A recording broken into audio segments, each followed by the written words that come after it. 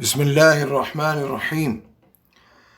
الحمد لله رب العالمين، والصلاة والسلام على أشرف الأنبياء وخاتم النبيين محمد وآله وأصحابه أجمعين. أيها الأحباب الكرام، هذا هو الدرس 14 من سلسلة دروس الشمائل المحمدية من كتاب الإمام الترمذي رحمه الله. قال رحمه الله: باب ما جاء في صفة مغفر رسول الله صلى الله عليه وسلم. عن أنس بن مالك رضي الله عنه أن النبي صلى الله عليه وسلم دخل مكة عام الفتح وعليه مغفر، فلما نزعه قيل له: هذا ابن خطل متعلق بأستار الكعبة، فقال: اقتلوه. قال ابن شهاب: وبلغني أن رسول الله صلى الله عليه وسلم لم يكن يومئذ محرما. هذا الحديث أخرجه البخاري ومسلم في الصحيحين. والمغفر يلبس على الرأس ويكون مصنوعا من الحديد ليقي الرأس من ضربات السيف وغيره.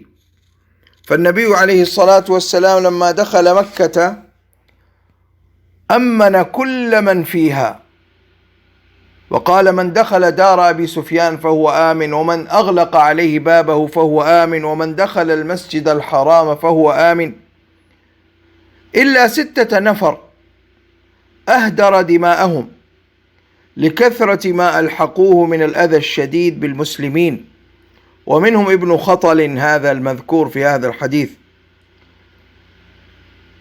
فإنه كان قد ارتد عن الإسلام وهرب إلى مكة، وكانت له جاريتان تغنيان بهجاء النبي صلى الله عليه وسلم والمسلمين. فلما دخل النبي صلى الله عليه وسلم مكة لم يكن محرما، لأنه دخلها ليفتحها، دخل مكة ليفتحها ويطهر بيت الله من الشرك والأوثان. وهذا الذي يستدل به الشوافع وغيرهم ممن قال بقولهم أن من لم يرد العمرة وهو قادم من وراء الميقات فلا إحرام عليه، لا يلزمه الإحرام إن كان لا يريد العمرة، وهذا من جملة مستدلاتهم. والإمام أبو حنيفة رحمه الله يرى أن من أراد دخول مكة وهو قادم من وراء الميقات كأهل المدينة وغيرهم، فإنه يجب عليه أن يحرم بالعمرة إن كان الوقت غير وقت الحج. وهو يقول إن الاستدلال بهذا الحديث لا يصح، لأنه عليه الصلاة والسلام قال: إن الله أحل لي مكة ساعة من نهار، وعادت حرمتها كما كانت، أو كما قال عليه الصلاة والسلام. فهو يقول إن هذا استثناء، وهذه خصوصية للنبي صلى الله عليه وسلم في ذلك اليوم. والله تعالى يرحم الفقهاء جميعا، فكل واحد معه دليله، ولكل واحد منهم مرجحات.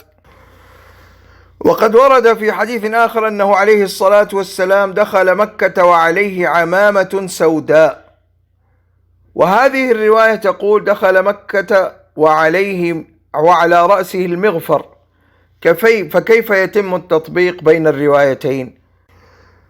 فنطبق بين الروايتين فنقول إنه عليه الصلاة والسلام دخل مكة وعلى رأسه الشريف المغفر، ثم أزاله ولبس العمامة بعده.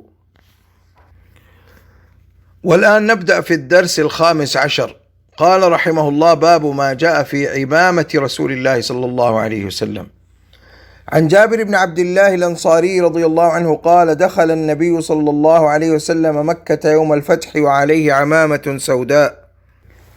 وهذا الحديث أخرجه مسلم أيضا في صحيحه. والنبي صلى الله عليه وسلم لم يكن من هديه لبس الثياب السوداء باستمرار، إنما كان يلبسها أحيانا. قال ابن القيم رحمه الله: وفي القصة أنه دخل مكة وعليه عمامة سوداء فيه دليل على جواز لبس السواد أي أحيانا، فيه دليل على جواز لبس السواد أحيانا، وإنه عليه الصلاة والسلام كان يحب اللون الأبيض، وكان يرغب أصحابه في لبس الأبيض.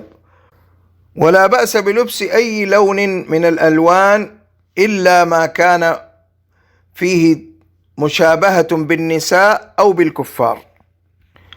فالنبي عليه الصلاة والسلام لبس ألوانا مختلفة، لبس الأبيض ولبس الأسود ولبس الأحمر، الأحمر الذي يعني فيه خطوط حمراء، ولبس الأخضر والأصفر، ولبس المخطط. أما لبس العمامة فهو من المستحبات وليس من الواجبات.